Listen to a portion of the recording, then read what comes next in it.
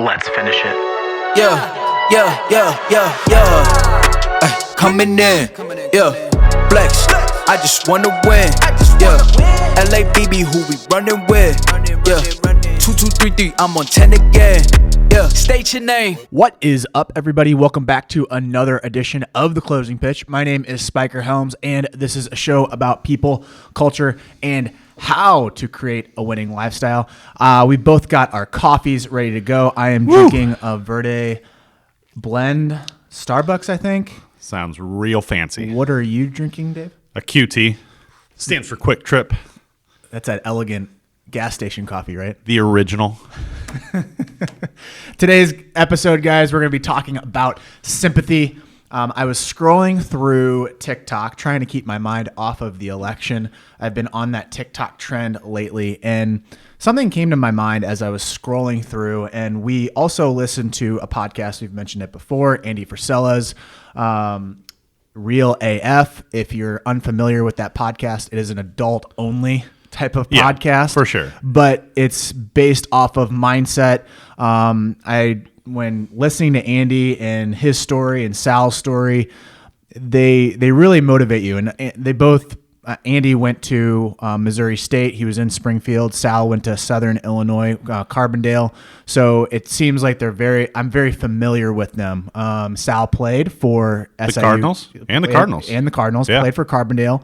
And Andy started his business in Springfield. And they had an interesting podcast episode on this notion of everyone's bragging about problems. Yeah. Everyone loves bragging about the thing that makes them weak. No, I have it worse type of Yes, mentality. how bad we suck, Right. basically. And when listening to that podcast, I was thinking to myself, I was like, that's not really true. Like, that's not. I don't know if I agree with that. And then I started scrolling through TikTok. There are so many people that are bragging about how much they suck at life. And then when you go through the comments, people are like, oh, I have this problem. I have that problem. And people jump on this bandwagon, which my mom always, whenever I would complain, she would always say, you have the right to complain. I will sit here. I will listen to it. You can keep spouting off as much as you possibly can. But at the end of the day, you have to understand that misery loves company. Mm-hmm. If you keep on talking about this, you are going to attract that more into your life. You are going to attract those people into your life. And that's not how winners win. She said this. Me at like 8 years old, 9 years old, 10 years old, 11 years old. Because again, kids, we struggle at times with our emotions. Especially when you get into high school. High school is like a whole nother route. Like during this election, we went to go poll, and we were going into Parkway South High School to vote. Uh-huh. And Shandi goes, "Oh my God, I smell high school," because we were just about to go into the doors, and she's like, "This is not fun." All the emotions just started rushing to her. She's like, "This, I don't like this at all." But anyways, back to what we're talking about is. People brag about how much they suck. Like, I have this problem with my health. I have this mental disorder. I can't throw above 80 miles an hour. Or look how much I failed at this. And they have a video of them falling. I don't know if they're addicted to sympathy or they're addicted to attention. But it is an issue here in society that we need to deal with. I mean, I think it's a little bit of both. I think if you social media is a great house for that. I feel like where if you see one person post about an issue or a problem that they have or how they failed, you're going to see a million comments below saying, I did the same thing, but then I did this too, or this, and this happened to me, and this issue, and this is why I can't win at life. And you see it's just manifesting on itself, and people love to kind of draw into that. Everyone wants to be an influencer, it seems like. Everyone wants to be TikTok famous, Instagram famous. And right now, the hot thing is if you're not a girl, obviously it's pretty obvious how you become Instagram famous or TikTok famous. But besides that, you want to entertain, educate, and inform. But one thing that is the gold standard is you have to be relatable. And Yeah. so people take it True. the wrong way. They want to be as relatable as they possibly can. And what does everyone relate to? Problems. Problems. They don't relate to winning, which is a very bad weird. thing. That's It's weird. a weird thing. Me, when I look at an influencer, I can relate to those funny things, but I won't. When I keep on going to that, it puts me in a bad mindset. I really relate to the Andy Frisellas. Like my favorite fiction story is Rocky Balboa. Rocky 1 is probably the Yeah. best Rocky movie of all time. It doesn't have the action packed. It's a lot of build up. There's a lot of story behind. They're trying to build into the character, and then finally, the best scene out of that whole thing is Rocky says, "I just want to go the distance.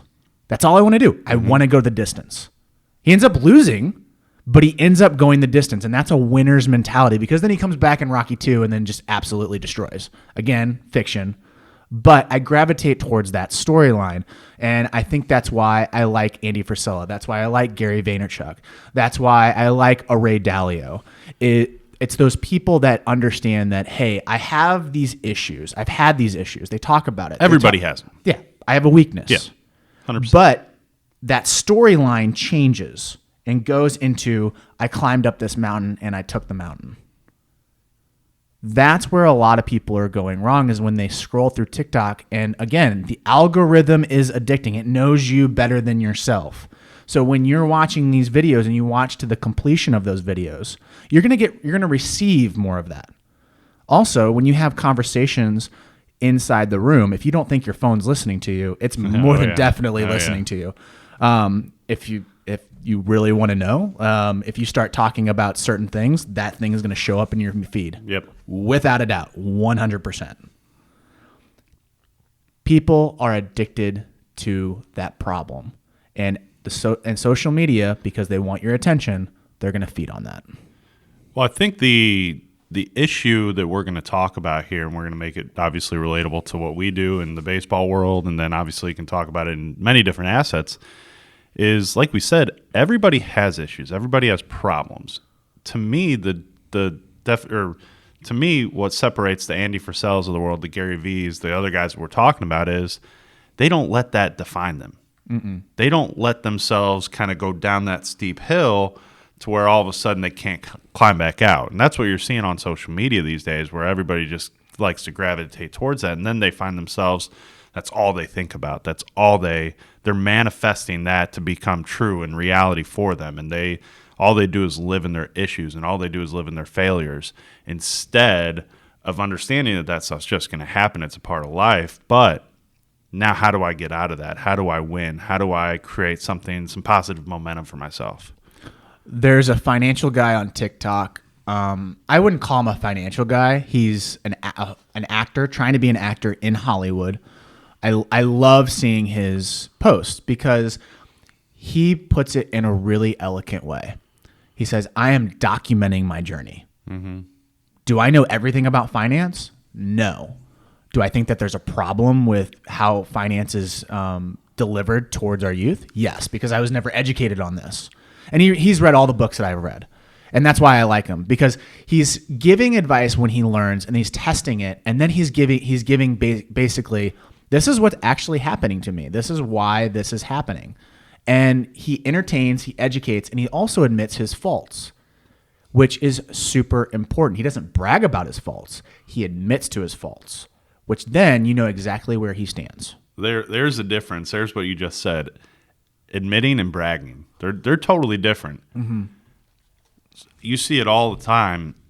You know, people love, again, misery loves company, like you said, that, oh, you had this happen to you. I want to tell you how my story was. I want to top your story with my failures. And they just... Bro, I have ADHD, and I also have this like thing with my eye where it like kind of twitches. So like when I get in the box, I can't really see. It's crazy. It's insane. Also, I have this foot problem too. Like when I run, it really hurts. But where does it hurt? Because mine hurts on both sides of my feet. Dude, yesterday I was running and I had like a hip thing going on, and like I don't know if coach is gonna really let me like I gotta keep this away from him because like my hip really hurts. And then what are you doing? So when you go 0 for 3, now it's because the pitcher was really good that day and he beat you? Or was it because of your hip? You hang that excuse. And then the worst part about it, the story that you build around your teammates, guess what happens when you fail? They think you're a loser. You're not the guy. I'm not going to you. I'm not trusting you with that. You see it all the time, though. You see it, especially. I mean, again, negative mindset type teams. You see that all the time. They're built in. The excuses are the umpire, the field conditions. God, we heard that so much this fall, didn't we? Mm-hmm. Because obviously, this fall and summer there was limited field space, so some of the fields that you played on just weren't that great, right? Well, I had a negative pitching outcome. I had a couple errors in the field. Well, was it because I didn't make the play, or was it because of the field? You just build in these excuses over and over and over. And what you don't understand is that the more and more and more you do that, the easier and easier it becomes to do. And then all of a sudden, you're just an excuse machine. You're just that person that cannot basically take the problem and put it on themselves, which you should. That's the first thing you should do. That was my mistake. I made that error. I made that mistake. That was on me. Now how am I going to go fix it? That's the way that we talk about it with our teams, but you hear that so often. And then it just manifests itself into truth. In high school, I had a lot of arm issues. If people don't know my story, I was more of a pitcher in high school. And I was pretty good. Sophomore year, led the area in ERA, strikeouts, you name it. And my junior year, I kept on complaining about my arm. Like, man, my arm hurts today. Man, I don't know if I'm going to be able to throw today. Like, I kept on thinking that and saying that in front of my friends. Like, today's going to be interesting. We'll see what happens. Not realizing what was happening. And I kept on manifesting that arm problem, and it kept on getting worse and worse and worse. What ended up happening is I ended up actually getting hurt. In college, I didn't have any arm problems. Granted, I wasn't pitching, but I was playing a lot more. I was throwing a lot more than I was in high school. What ended up changing was it happened my senior year. I stopped complaining about my arm. Never talked about it. Just tried to figure out ways to make it healthier. I didn't want to tell my coach. I didn't want to tell my teammates. I just tried to figure it out on my own to get my arm in the right shape. I started solving problems rather than complaining about the problem, bragging about the problem, and putting it out there for the open that everyone knows about it. I didn't have an arm problem after that day or after that year, my junior year. Everything changed. When I got to college, the leaders, the guys that I looked up to when I first got on campus, my junior college, those guys never complained. Mm-hmm. They never saw the out. They never said, man, my arm hurts today, my leg hurts today, my foot hurts today. Even at Missouri State. And I saw how my teammates looked at those people. And I had some bad leaders too. I've had some captains that complained a lot. They lost the admiration of all the people around them, so they didn't trust them. The leader is able to solve the problem. That's what winners do. And when you think about your career, now I'm not saying never admit a injury because injuries are gonna happen. Yeah. But understand between what pain is and what an injury is. What actually hurts you where you can't go forward and what you can deal with moving forward. Michael Jordan, he had a fever. Yep. The food poisoning game. Yep. He probably felt like absolute dog shit and people could see it, but he never really admitted it out. Like, I'm going to figure out a way to get this thing done because we're in the NBA finals and I'm going to make sure that we're going to win. Every single dude does that. Do you think Tom Brady complains about his problems? No. That's why he's still in the league.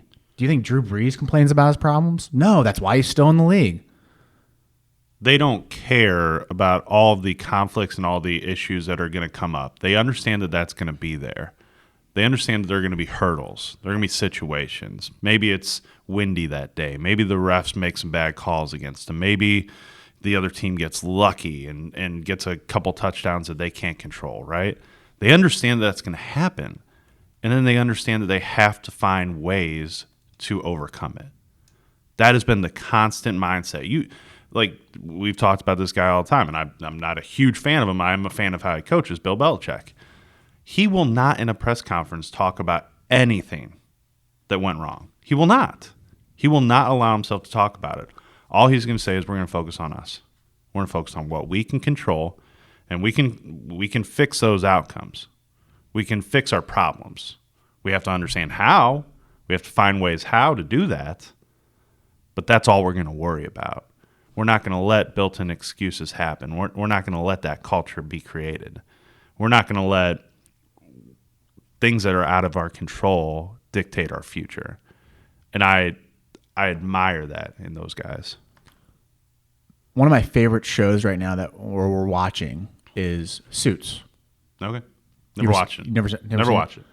One of the main characters is Harvey Specter. And if you've watched this show, you know exactly, probably the people that are watching, like, Harvey, I love Harvey. He's a guy that will win at all costs. And he'll find problems and he'll solve the problem. He's the closer. He's the guy that everyone goes to. If you've read Relentless, he would be a washer. He'd be a guy that if there's an issue, I'm going to wash the problem. I'm going to figure out how to get that thing done, no matter what the hurdle is. And he never complains. We need more of that. Now, again, there's some faults. Everyone has faults. Every character in a story has faults. Now, I'm not saying go towards the faults and be exactly like that character. What I am saying is there is a trend for winners. Mm-hmm. There are pillars. There is a blueprint out there. There's some real commonality. There's a lot of commonalities there. And there's commonalities of losers. 100%. And what I like about Suits is it really tells that. There's the loser characters and there's the winner characters. There's characters that are in the middle. Some that win a lot, some that lose a lot, some that win both. Harvey has lost a little, but has won a lot. And everything that you see out of Harvey is exactly what I imagine Michael Jordan's like, Tom Brady's like, Bill Belichick's like, Rafael Nadal. You name the character, that's very similar to them. You have to be able to solve problems. You can't complain about problems.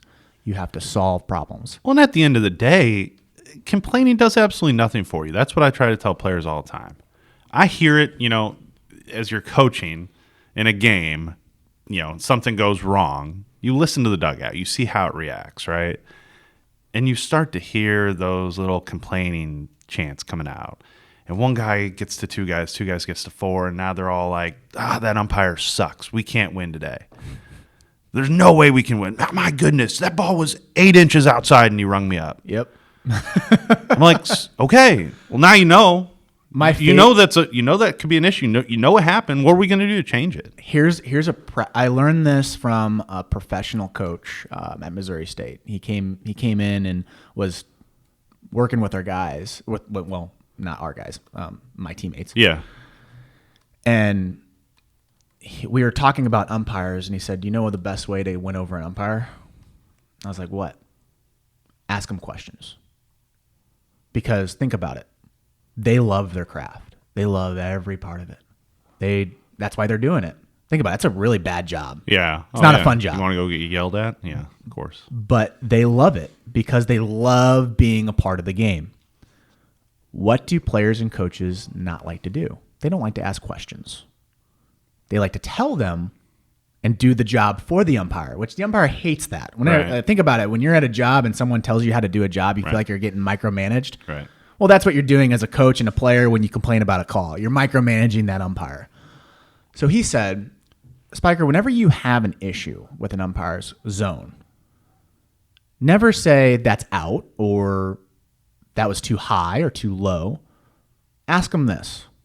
How far more out is that going to be? Is that as far as the zone goes? Because they love their zone. Think about a home plate umpire. Oh, yeah. They love talking about their zone. If you have with coaches, if you have a beer with a former umpire, they'll talk about their hitting zone. Oh, this is how I thought about the plate. I would give like 2 or 3 inches off the plate for those pitchers. But if there's a guy that's really humming it in there and he's really locating, I'll give him a little bit more. Mm-hmm. Then you'll have other guys be like, I think that inside corner, those hitters really need to learn how to hit the inside corner. So I'll give the inside corner for that pitcher because that pitcher's not going to throw there. And I want him to throw there. Right. Umpires love talking about that.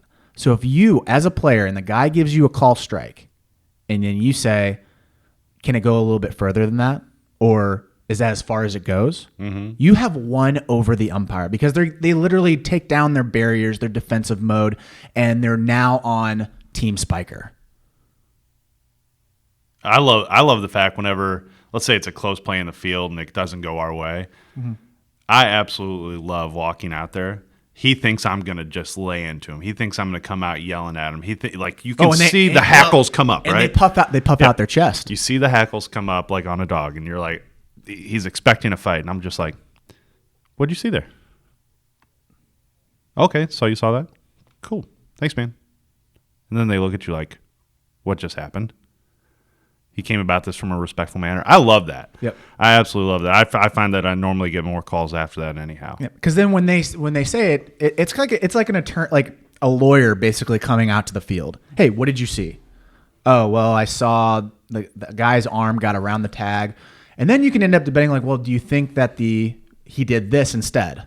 Now you actually have a conversation. Mm-hmm. You might not win that call, but you're going to win the next call. Because that umpire is now laser focused. He's not in this autopilot mode because he's had 6 games in a row, and now it's another coach going to come out and complain at me. I've been yelled at all day today.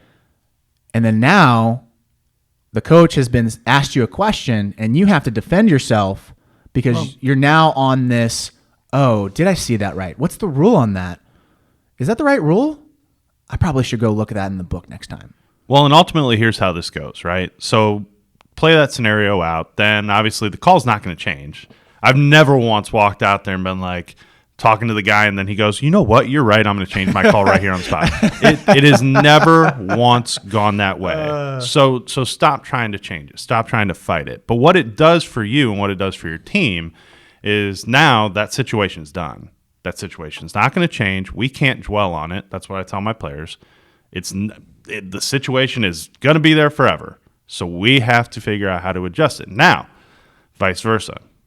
Let's play the situation out that I see a lot. This happens all the time. Coach yells, coach argues, walks off the field. So again, call's not going to change.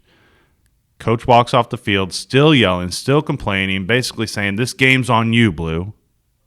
Now what has he taught to his team? He's basically giving them an out. If we lose, it's all because of that call. That's the worst saying in the world. And whenever I hear a coach say that, I'm just like, oh boy, okay, big guy on campus. Exactly. Here. So let me show you where I'm taking this. Now there's an out for that game. Probably the parents are on the side of the coach because the parents get emotional, right? So now the parents have an out for the game. Okay? Let's say the next 3 guys strike out, game's over, boom, everybody's mad, they're blaming the umpire. That player then gets into the car. It'll say it's one of the players who struck out that could have changed the game, right? Maybe it's home run. Maybe they win the game. Parent shows them sympathy. Says, well, you know what? That game was so emotional. That umpire was so bad. There was no way you were going to succeed in that situation. Timmy, you're always right. Now, what have you taught that player? You've taught that player that it's okay that he failed in that situation, that you showed sympathy when you probably shouldn't. Now, I understand from the emotional side, we don't want to see our sons, our daughters, we don't want to see them hurting. I get that. But let me tell you this. Sympathy will kill you. Sympathy does not do anything for you in terms of achieving what you want in athletics. It does not. When I got into a car after I failed in a game, my parents, the single-handedly best thing they ever did for me in my athletic career was say, you know what, first off, they didn't really talk about the game, which was good. But secondly, if I ever brought it up, they're like, well, you failed. You need to get better. Like, there's obviously a reason you struck out. I mean, you had a chance. He threw the ball at you. You had a chance to hit it. Why didn't you? How are you going to get better, David? That was what I got. I didn't get the umpire zone was terrible, or, man, you hit that ball really, really hard and he just made a good play on you, or something like that. It was like, you need to figure out a way to get better. The worst saying that I hate, like when I played and I hated, was "It's okay." Mm-hmm. It's okay. You're fine. You're okay. No, damn it. Right. I got to get this thing done. There's time for sympathy and there's not time for sympathy. Majority of the time, 90% of the time, you don't want sympathy. No. You don't. Real personal story from me. If listeners don't know, I don't have my mom in my life anymore. She passed away. But what's really impressive about her was when she got cancer. Mm-hmm. It was breast cancer. We were sitting at a restaurant across, and I was about to go to play college baseball, summer baseball. And she got the diagnosis right in the spring. And this is my freshman year. College summer ball is very important for me because it's junior college. I got to get in front of scouts, got to get noticed, right. Get the buzz around my name. We were sitting in an Italian restaurant, and it was a really odd conversation because like we weren't, there's a big elephant in the room, but I didn't know, but they knew. And she told me, and I was like, oh my God, I'm not going to college, summer ball. I'm staying here. I'm going to work out, make sure I stay with her. And she literally said this: no one's going to know. No one. This stays at this table. No one knows. I was like, what? I don't want people to gravitate around and give me sympathy. I'm going to win this battle, and you're going to go to summer baseball. I was like, bet. I go to summer baseball. I end up getting sick. I end up getting the swine flu. She drove all the way to Indianapolis to pick me up, drove me all the way back. She ended up beating it for the first round. She didn't want sympathy because she knew what that was going to do to her. Because she was a winner.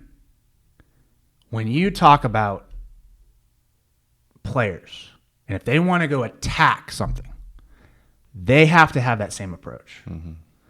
I want to win.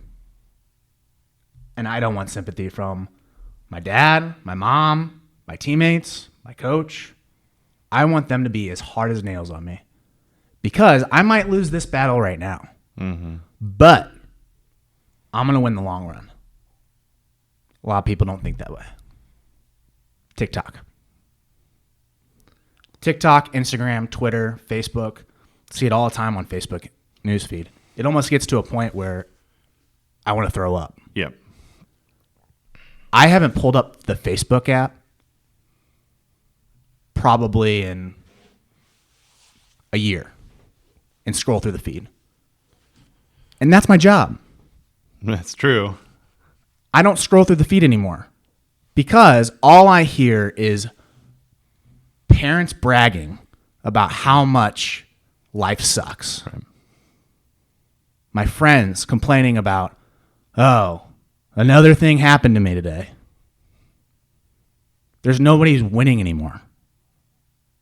Everyone wants, and the comments are flooded, absolutely flooded. Now you'll have like a baby shower or a wedding, which is happy, or you'll have like someone getting a job, but then 5 months down the road, they'll complain about their kid, they'll complain about their job, they'll complain about the team, instead of trying to solve problems. I'm tired of people losing.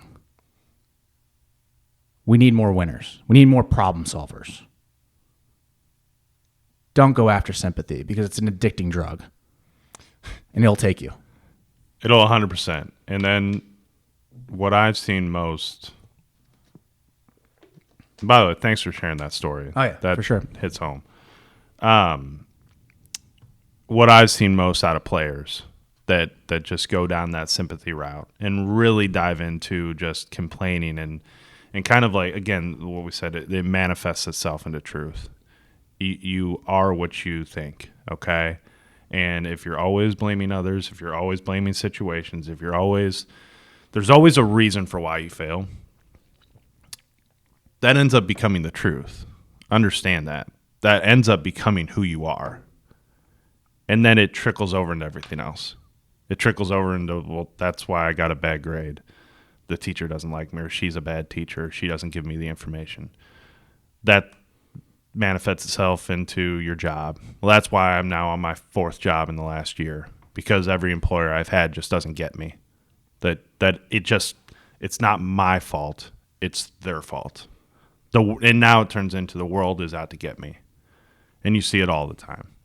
And you see just people constantly complaining about why they're down instead of trying to figure out ways to why they should go up. It's something that I try to instill in my players. It's probably the number one thing. I always say I'm more of a psychiatrist than a baseball coach. I honestly am. I'm trying to instill that winning mindset, that mentality of, yes, things are going to go wrong, but no, that's not going to be where it's not going to continue. I'm going to figure ways out to get out of that. I'm going to figure out how to win. And I'm going to do it over and over and over and over and over again, because I'm never going to stop. I'm never going to stop. You know where it starts is it starts with your thoughts, starts with your mindset, starts with how you talk to yourself. And I don't want to get into this whole feely stuff and talking about rainbows, unicorns, and clouds and shit like that.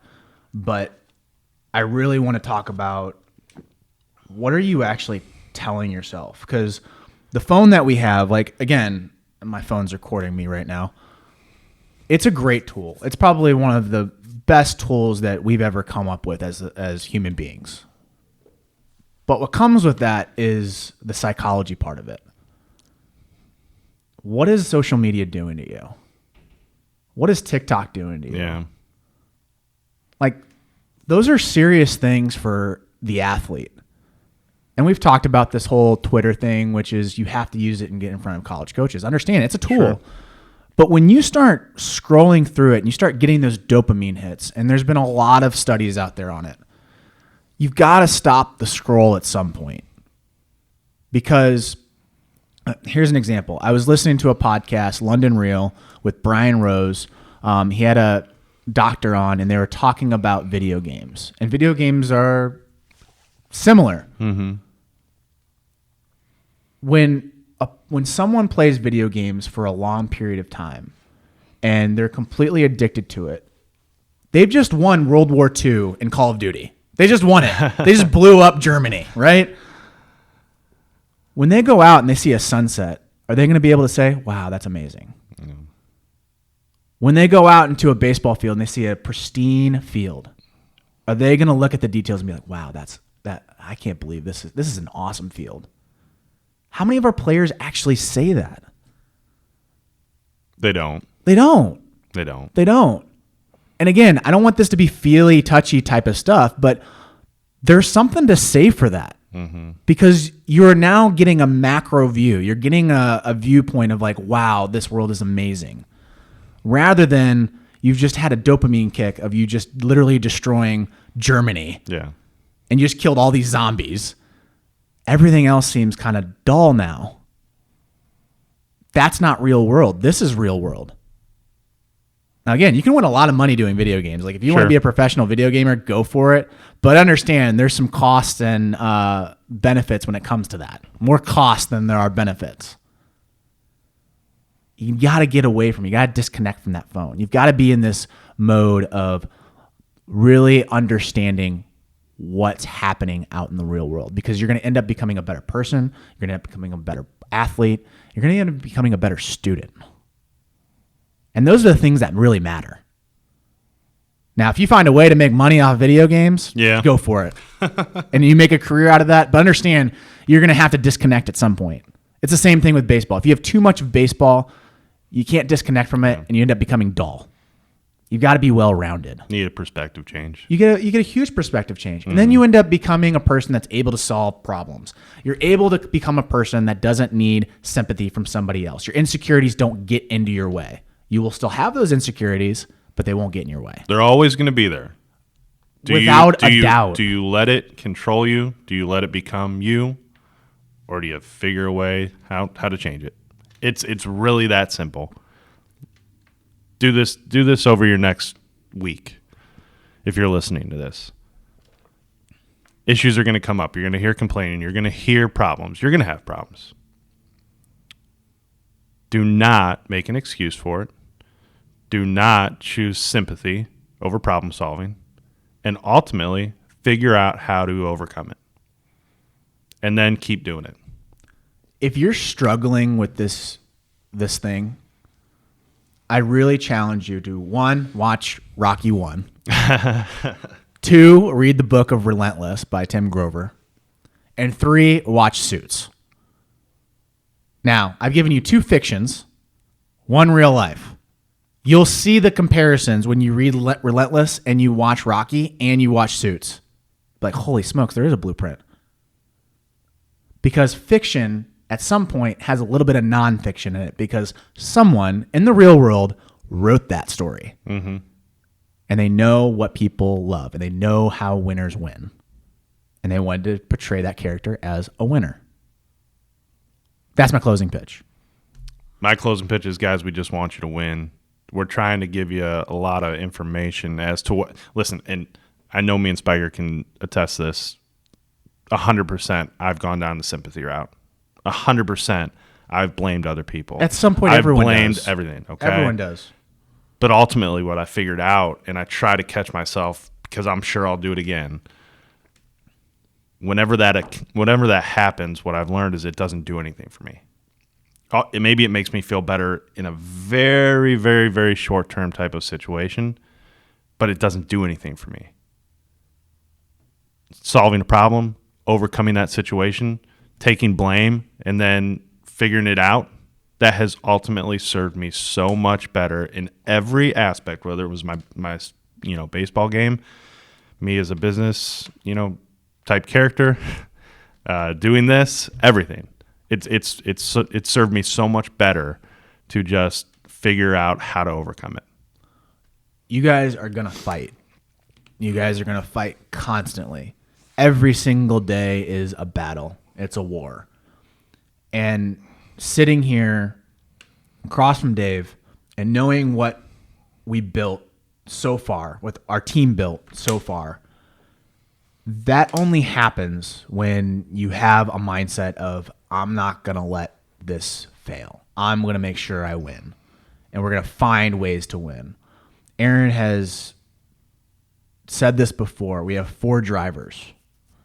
And those 4 drivers are working hard as hell to make sure that this thing that we're doing, the Rawlings Tigers, our new facility, Rawlings Training Center, is going to work. If I have to put 18-hour days in, I'll put 18-hour days in. If I put 6-hour days in, 6-hour days in to get the work done. We're going to fall at some point with sympathy, jealousy, all those things. Mm-hmm. But those are temptations.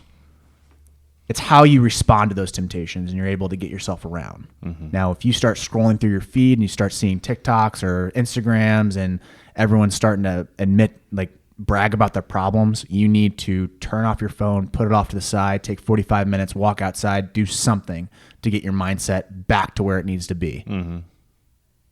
That's my second closing pitch. You did 2 today. All right, guys, I'm going to end it there. Thank you so much for listening.